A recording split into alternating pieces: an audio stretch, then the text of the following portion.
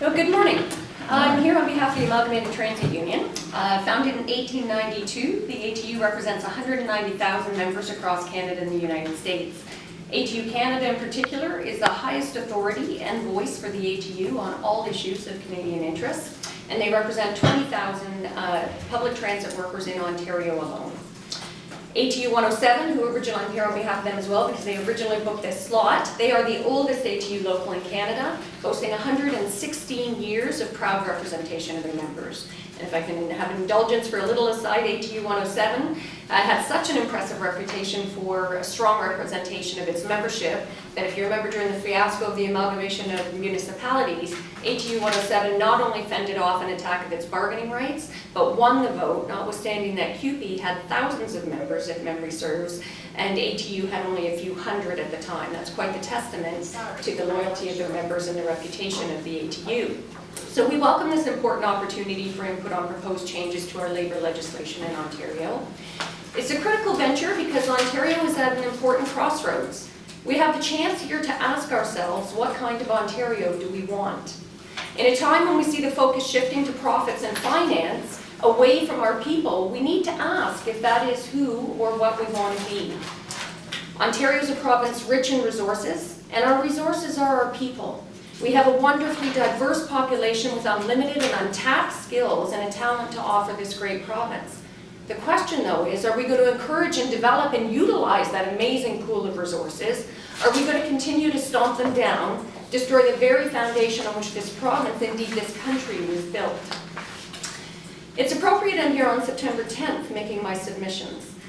September 10th, 1892, the same day that the ATU was founded, Latimer mine employees were gunned down during a peaceful labour march with no consequences at the end of the day. We're here a few days after Labor Day, and for me, personally, September 10th was my dad's birthday.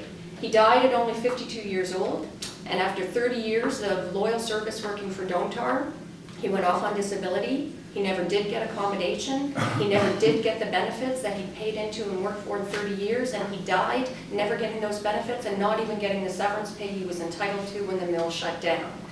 I'm hoping our presentation today can make a difference. A birthday gift, if you will, both to and from my dad.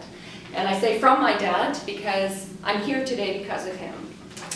He preached at me from the time I was young that everyone deserves to be treated with dignity and respect in the workplace, that everyone deserves to be proud of what they do. Whether they sweep the floors or whether they perform the brain surgery, every job is important and every job is necessary to make the world work. I still believe that. It's a pretty simple concept. Everyone deserves to be treated with dignity and respect in the workplace. We are not asking for the sky and the moon, and when I say we, I mean labor generally and the ATU specifically. We never have.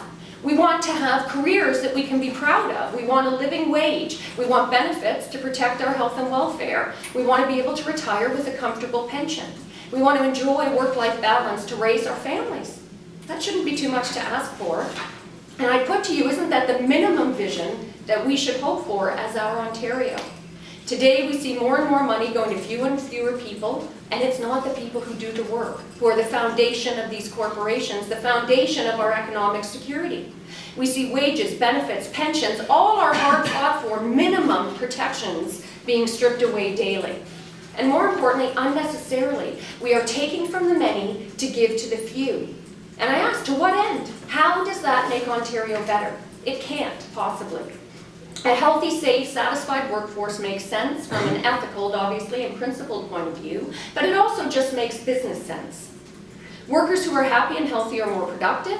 That increases attendance, increases productivity, increases accuracy and reliability, which results in greater profit, ironically, for corporations and employers, greater expenditures in the marketplace, which improves our economy. It decreases the burden on our healthcare system and social systems, which saves money for the government, for the taxpayers, and for corporate entities. We've submitted, as you can see, a 37-page brief of submissions for your consideration. You will be happy to know I am not going to take you through the brief. In fact, in 10 minutes it would be impossible. We've spent a fair bit of time. You'll see in the table of contents we've itemized the issues that we've addressed here. I trust that in your deliberations, obviously it goes without saying, you'll give that brief your full attention and thoughtful consideration. We've addressed the concern, and I will mention though, This process seems to be specifically inviting, and the special advisors in their guide to the consultation process have specifically invited consideration of new models of worker representation. Let me just say very briefly, in our view, this is dangerous and would almost certainly be a costly mistake. It's important that we not forget our history. I've talked about the fundamental premise that everyone deserves to be treated with dignity and respect. The fight for this basic right has historically been fought for and won by unions. It's unions that have been instrumental in securing healthcare benefits, pension, maximum hours of work, minimum wages, human rights, all concepts we take for granted today, but which were hard fought by, often at great cost and sacrifice, by trade unions. And unions haven't only fought for their members, they fought for all workers. And in fact, I'd go so far as to say that most progressive changes that we now take for granted as basic fundamental rights have almost always only ever come from unions. So we don't need to be looking at alternative modes. We need to ensure we make the necessary legislative changes to promote collective bargaining, which I would remind you used to be the purpose clause of the Labour Relations Act before the Tories stripped that away. And that we recognize charter-enshrined, constitutionally enshrined right to freedom of association in a meaningful way. So workers are not in need of new models of representation. What they need is better access to unionization. Now, we've addressed many important issues critical to your deliberations: card-based certification system, anti-scab protection, living wages, sick days, etc., all set out in our brief. We would invite any further input that you need. If after having the benefit of reading this you want some further submissions, we would be more than happy to do that. But in my limited time left here, I want to draw your attention to a few transit-related issues that I do think have broader implications, but just to make sure these transit issues are specifically heard as well. We've set out the benefits of public transit in our brief already. That inherent value is already being recognized by this government in its commitment to increase funding. These benefits are economic, environmental, health benefits, etc.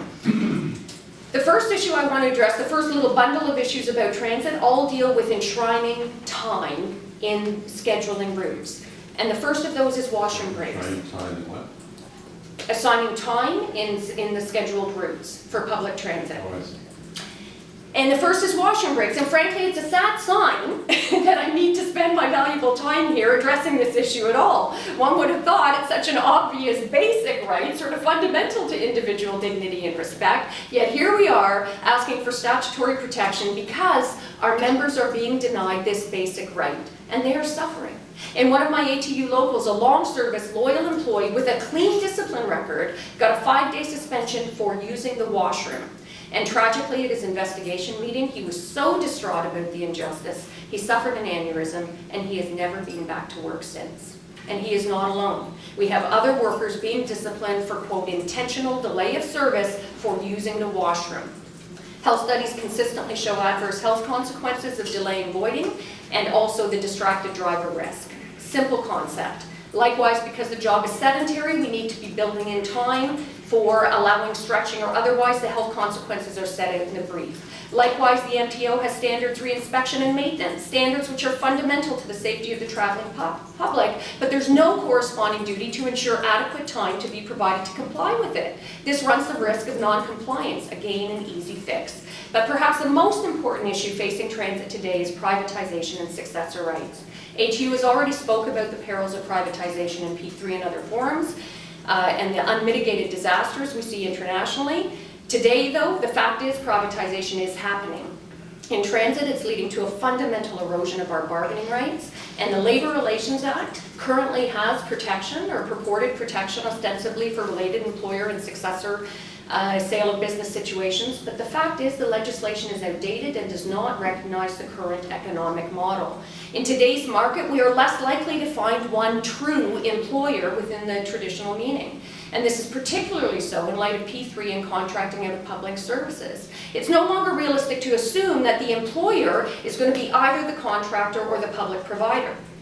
And yet the OLRB is reluctant to recognize existing bargaining rights in subcontracting cases, even where it's clear that the subcontracting is designed to defeat those very bargaining rights. And in fact, the board has gone so far as to state that the related employer and sale of provisions were not designed to address these attacks against bargaining rights. Clearly, this is a fundamental issue that needs to be addressed given the changing workplace reality. Declining union rates are detrimental to economy, decent standards of living, to health and safety protection, and other key benefits that are the hallmark of a civilized society. The legislation needs to recognize today's reality, to tie the statutory protection to the work and workforce, not the entity. That's set out in our submissions. And I'll leave you to our recommendations specifically set out. There are over 20 recommendations in our brief. In conclusion, I would say we're losing our way. We have an opportunity here to find our way home again. We need to ensure the government meets its function of providing a social safety net, and that the current trend to prioritize corporate monetary success is stemmed. Profit margins should never trump fundamental need to be treated with dignity and respect in the workplace, and to ensure a meaningful standard of living for all Ontarians. That is the Ontario I want to see. I hope that's the Ontario you want to see.